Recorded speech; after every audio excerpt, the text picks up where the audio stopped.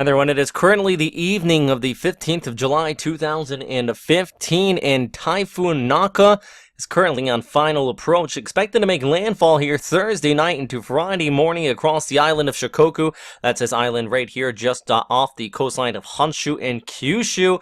Big thing with this, very mountainous terrain, so very prone to squeezing out moisture and causing flooding. Same thing over here towards the Kii Peninsula. Good thing is that this is relatively rural compared to other parts of Japan, especially inland areas here, including Osaka, Kyoto, extending off there towards the northeast into Nagoya, and of course Tokyo. Well, you're still going to be seeing showers in many of these areas, but for the most part, the worst of the weather should remain down here. And actually, the Japan Meteorological Agency has issued typhoon warnings for many of these areas, indicating that winds maxing out at about 87 knots is going to be expected, but I think gusts up to 100 knots is possible, especially in these immediate coastal areas and in higher elevations. About 400 to 600 millimeters of total precipitation is expected here in Shikoku as well, and even over towards the Kii Peninsula around 500 millimeters.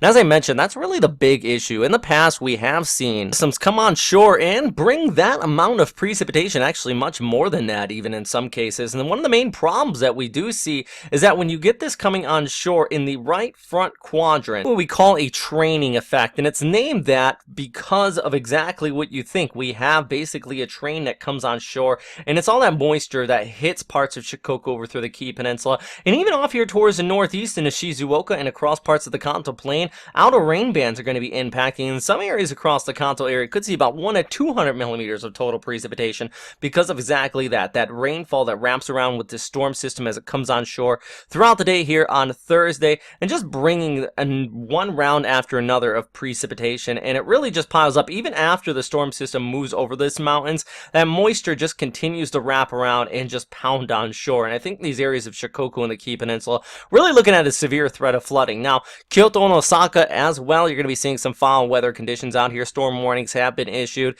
and it does look like people really kind of making the proper preparations. But just like any other major Japan metropolitan city, a typhoon comes on shore, really life does not change all too much. Now here with the accumulation outlook, you can see some areas really just piling up there in Shikoku. But what I mean by life doesn't change all too much is that, well, for the most part, and we've seen it in Okinawa when Chanhong pushed by, people still go to work. Typhoons happen here all the time, and you can't evacuate. Most buildings are built for typhoons, so just kind of ride it out, and in some cases just go ahead with normal life. Now the problem is that light debris can fly around, so if you are out and about, you still pose the threat of getting injured. It's definitely a very serious case, and if we see the winds here, this is indicating in some areas well over 100 knot gusts there in Kochi Prefecture, right in the right front quadrant when this comes on shore, and even extending over towards Yamaguchi, the Iwakuni area, you could be seeing some winds gusting well over 50 knots as this pushes overhead,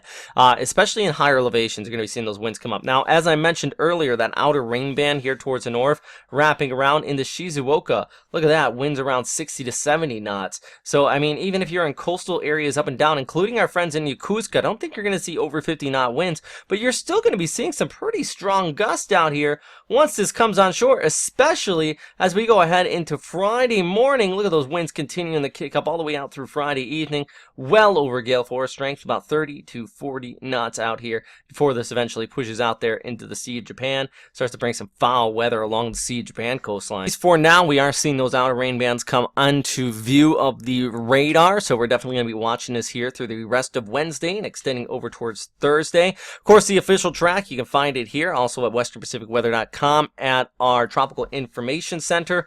Right now, the Japan Meteorological Agency does have it at 85 gusting to 120 knots. They do expect it to remain at that intensity before slowly weakening right up the landfall, as I mentioned, during the overnight hours here on Thursday into Friday. So with that said, everyone stay safe out there. As always, thanks for watching. If you have any questions, comments, or suggestions, please post them down there in the comment box below, and